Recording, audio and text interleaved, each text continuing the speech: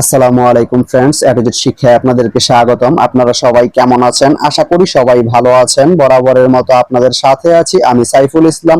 চলে এসেছি নতুন একটি ভিডিও নিয়ে। সো আজকে আমরা জানবো আপনি লাকসাম থেকে টঙ্গী যেতে কোন কোন ট্রেন রয়েছে, সেই ট্রেনগুলো ছাড়ার নতুন সময়সূচি, বন্ধের দিন এবং গিয়ে পৌঁছতে কতক্ষণ সময় লাগবে বিস্তারিত।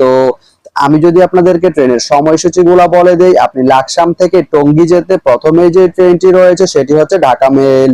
ঢাকা মেল ট্রেনটি লাকসাম থেকে ছাড়বে রাত 2টা 6 মিনিটে এবং এটি টঙ্গী গিয়ে পৌঁছবে ভোর 5টা 56 মিনিটে।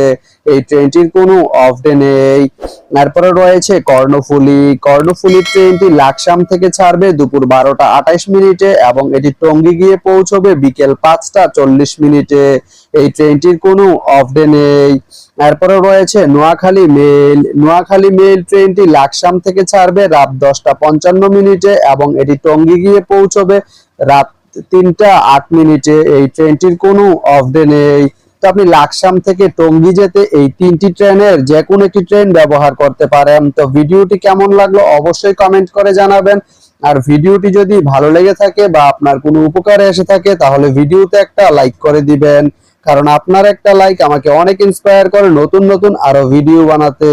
তো ধন্যবাদ সবাইকে ভিডিওটি এতক্ষণ ধৈর্য ধরে দেখার জন্য। ভালো থাকবেন, সুস্থ থাকবেন, এডুকেট শিক্ষার সঙ্গেই থাকবেন।